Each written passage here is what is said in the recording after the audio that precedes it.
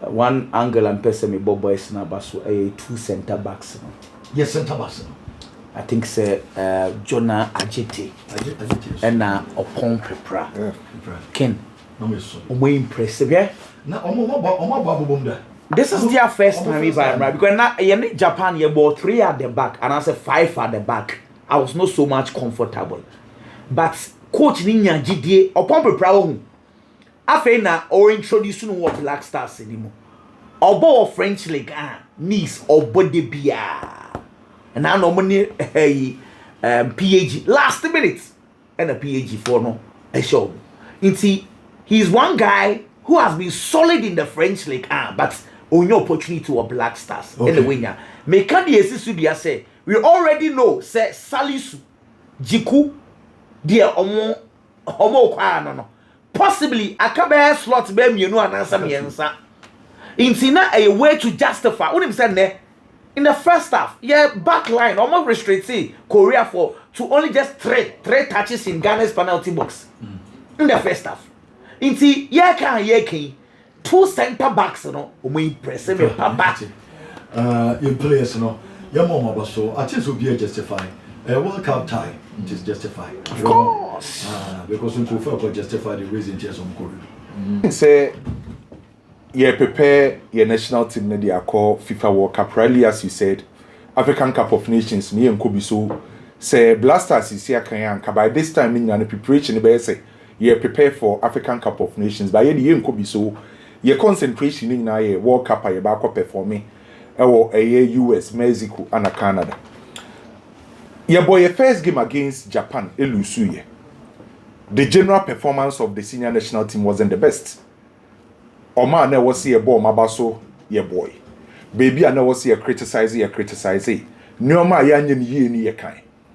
By playing against South Korea, ye Lusuye, ye nyejitum. But I think not the general performance of the senior national team.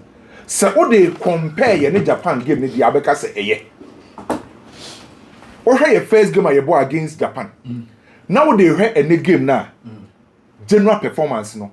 I think not me okay with it. Okay. Because Japan follow slow. Korea. It is okay say na yene compared to Japan no. We are dear change Japan. Japan was so big. Inti which make say then South Korea so far. Maybe I'll go now free ban metia say, but maybe I'm free ban here say. Nyoma mistake ba ku mienu mi ense bi ani ye no against Japan we must see a correct. Okay. And yeah about say opponent ni initial no. By nyoma ba ku mienu mi ense bi na e wo se ye boy against Japan a ye nya ne ye no. Ye bo Korea na de no must say a correct which I believe that's the angle I'm me free ban because Korea dey say South Korea dey Ghana ne omo dey ye tie show. Korea, and for some more form, even before this game, say your previous 5 games are near South Korea bono, near winning for I know you lose one. And to Korea, your mind back, Ghana dominate you in terms of results. But Ken, the first thing I'm noticing here say, many J lineup on the chassis and arsenal. I think your first game, your second game, no lineup here the ball and Ediano. Now, what do you say, you're Japan, Diano. Based on lineup na you use here no. Now modin wom saying your first game na your boy no. Baby am any check kese pa na your first half no. I think your first half na here no so here. Na Blasters trendy because of the kind of performance on the by the first 45 minutes no. Ade am notice here say your first half you ne Korea boy no me win here say. On say your boy Prince Edu Kwabena and na lead attack no. Ye ne Japan for neighbor no. Mistake ba kwa me notice ipa na say how one year organize ye ho aye defend na very poor. By a game na me hwe no organization in terms of defense at least na and there omo ye na say omo ball one top Prince Edu Kwabena na no dey anim ho no obo Prince Owusu ejina na chi so anytime bi ana Blasters be defend bi no against Korea no Prince Edu Kwabena drop kakra Ebeka ye midfielders no because Oma eye bonsuba anoma kama odin draw kakra no ma ba beka calibre nchi won finfin na Prince Owusu aba beka ho so ye defend dia omuja Prince Edu Kwabena wanim ho na Prince Owusu aba akire ho no baba be 4 na Zibo so ejina the back four him so na in the first 45 minutes no the first thing I notice was the shape and he defended no na you use 4-1-4-1 and na you defended and the first 45 minutes can the shape and he defended and say and your opponent in na show by me show positives and wom say the first 45 minutes the reason why obi o hwe game ni bia na nani age Ghana ball no ne say say ball na u shape and time say ya at least players need pay attention to details. Yeah. So the first 45 minutes say you defend here a 4-1-4-1 Prince Edu Kwabna be gina dim ho Prince Owusu draw be ka calibrate ho Kamaldeen Anabonsuba Nazibo was so the back four and the first 45 minutes our structure no and you use ya so check here na first half aye dune e dey ama Korea for ne say on betima breaking because na Ghana leave little spaces for them to utilize which I think say na a positive on the part of the senior national team and the force Korea for ne say the young Columbus ento mo jebo ni bia na fe do mo locate so you me mo because on be here long boss no and some long boss na and working for South Korea so the first half ye shape no now I was very impressed with Air Blasters a shape no we shouldn't forget say again initially na make as South Korea for no in as much as me ditum say Japan for no modern one was say no equally omo good individual materials so metima how adwen so you mean a bad player so you mean me not sure say Blaster players almost say so obi level bro no omo ni omusi akan ne no obi no oben so you mean Kimi J ho a top player si akan dem Bayern Lee Kan In si akan dem PSG so I think say omo players know me a very good by hour the first half you see continue no na a positive on the side of the senior national team and again another positive you say so what you ne Japan na ken ye je ball na ase ye ho players ye njai ball ni muntem entina ma ye lose balls ni bebre in your first game na boy no by any game no o pe team ba ko a omo ulusu ball me how adwen pa na Korea for ne kan ho bio se woni Korea for si akan a irrespective of omo form no so mo ni omo ba ombe try some bejire waje ball by any game ni me hu si etimi kura ball ni bi e progress ball no ni etimi run with the ball but compared to your first game ni etimi yes adie and then Kamaldeen Suleiman I just think one of the best players and then debut and then oh play Zibo Zibo bobo Calebrenchi e bobo pa Zibo Finfino e bobo Calebrenchi bobo yes okay so okay you do the final delivery now since I can't tell man aka e ho oh yeah adwuma ni nyina yes Kamaldeen me say we do time we do work up na improvement aba so we finishing there obey plan obey because obey my maybe na say I say Jiku die na eba na ana Jiku say opa say Jiku esi for what they compare Jiku die initially obey adwuma ni nyina by finishing na akwa issue no when say Kamaldeen so obey kai o share the first goal the senior national team no how our players na ko celebrity because almost otimi bi bia e yade na all party and that's why it desperate so also she goals so nya be mi otimi run na execution we cry dey na eben ho kakra na dey na eben ho kakra by now as onya that precision na akwa issue so kakra beba dey so kwa me ache che dey ache ba yenya ne mujidi ansa na yebenya Osman Bukari kra mujidi oh yeah ba Osman period kakra bi no bobo Black Stars dey na Kamaldeen ye pay free the one no Osman be my goals even at the World Cup. And even Osman say even Osman cried the cry say no. Osman the na on cry new obi obeka say oye regular starter. Any minute be remember Osman carry be free bench baby anu abeg impact game. Or you very productive. Yeah, you are right. Or you very productive. And baby anu onya goals so big stage. Yeah. World Cup Osman carry big stage. Exactly. No assessor give me the amount. You see that kind of player no.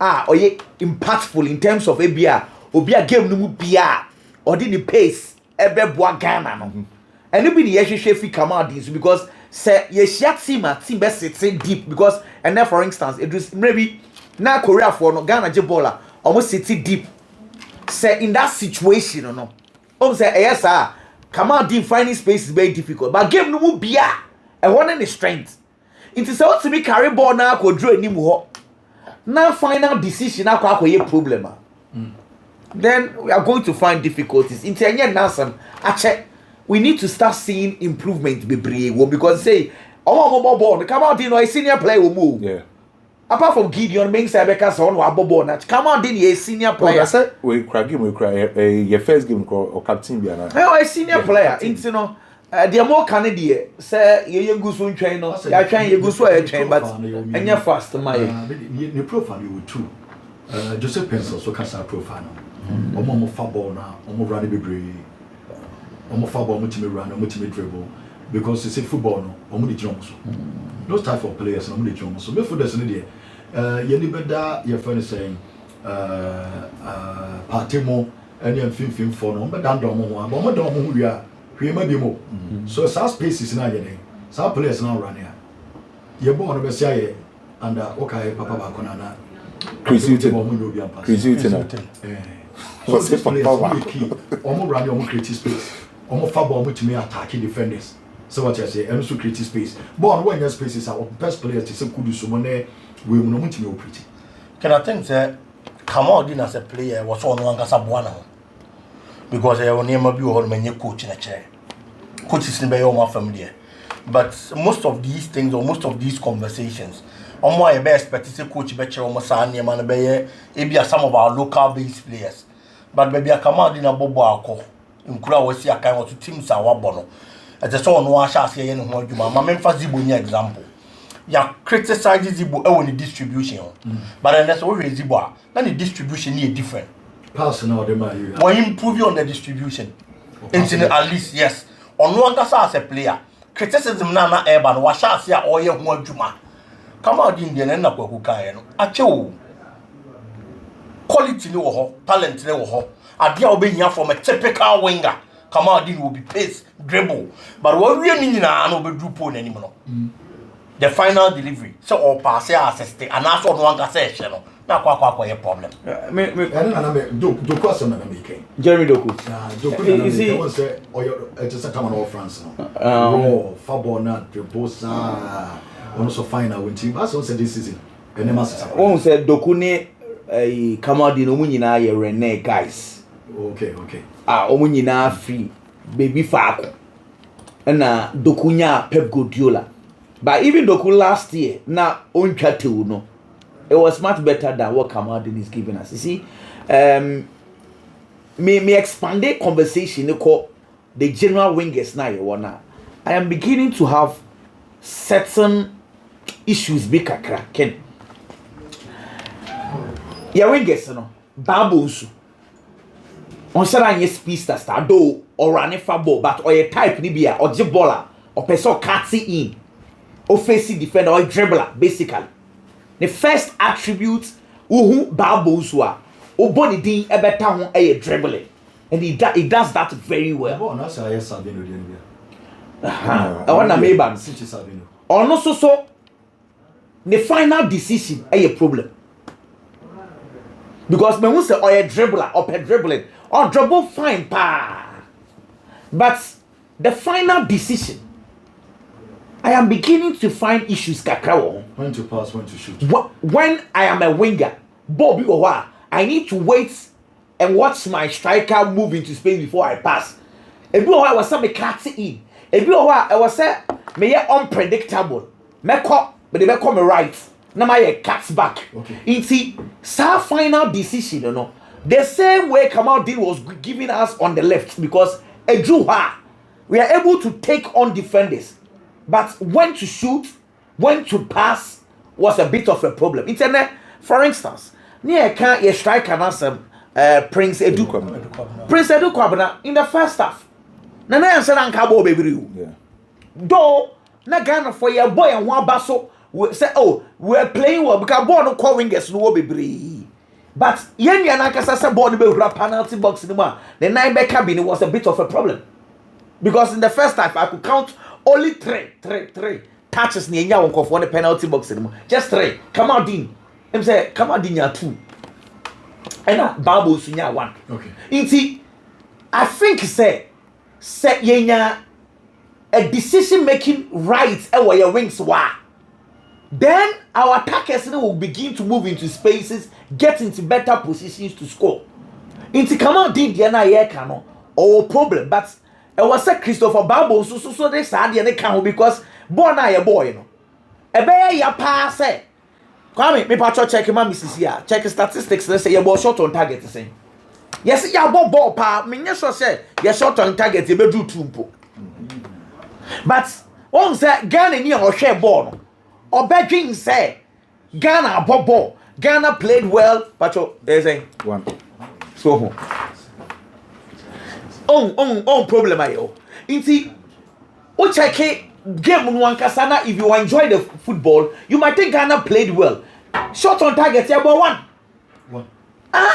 That was even in the first half. But and talking about the wingers, no. So what check here recently, Ghanaian wingers are big in Kweku. Ken one notice so may improve pano. Joseph Pensu na Isahaku. Ghanaian wingers say so may improve. Isahaku didn't come. Me patches wingers are yekas on say your wingers near kase omoje ball omutimi take on opponent omutimi run aka the final decision. So among the wingers and answer you soon na no man so may improve on that aspect. Final decision. Ekwakoye Isahaku ana Joseph Pensu. And so what check here recently your boss are able to see Joseph Pensu free bench baba otimbe ya assess be create chances. She Isahaku Nancy. Isahaku he trained under Mariska.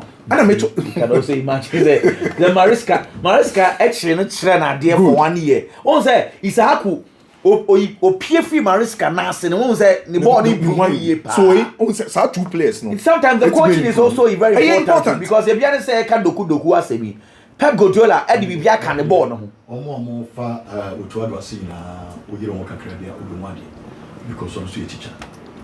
No credit. Nti Otuado so ayobia we player na o na wati. So what you say? So Otuado na also wings we bin so on one kwada no. Otuado wins and one send dia no say the ball is slow. But ukra ball so win. Yeah. Otuado so na strength no. On sable. But when you mean to say American and we to be our own profile. Profile, exactly. Ken, I think the Prince Addo Kwabena had a fairly good game. But now Kweku Kasimbi, especially about the first half, balls or receiving, you know. I think I come realize yes, he played like an island. First half especially. Bono and Kubiana na ka ono kwa. And or kwaya na Korea for the first your build up. Now no more you to the 3-2 build up. Most of the time, no akwa between the 3 and then the 2 nim fin. Now other Black Stars players ni na weche.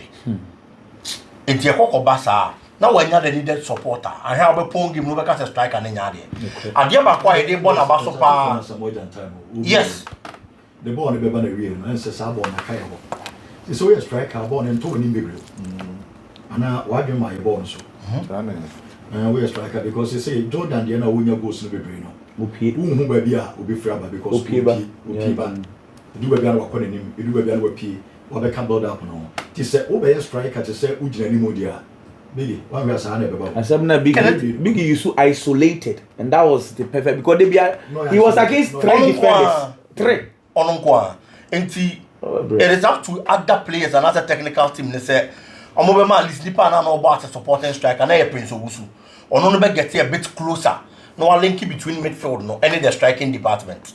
Then yes I kwa no nkwambo no matter the strength you have can say oje ball no na only defenders 3 a unya otiri ni dimu so no came in jakura beti no nkwambo yes oye no hwedwuma pa so enti ade a ye dey ball na baso ye goal na o share ye na ya anye no at least the kind of composure you see here when you go closer to the 18-yard area the calmness any BBR.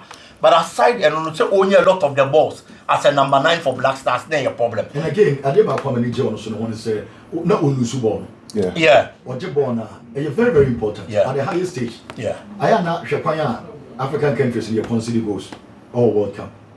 I have one mistake pass because you be anti we lose ball na Sure. So such small details are very important. The player of Krabwa young Jim Finn Sunday. When only the reason why Prince Addo Kwabena enter in Lusu balls no. Prince Addo Kwabena mi minim no from between. Wabo no minim ne pa. 2 players are or show mo ball pa ni mo video pa no. Suarez ne Asamoah. Nem ono na o show mo so ball mo ball.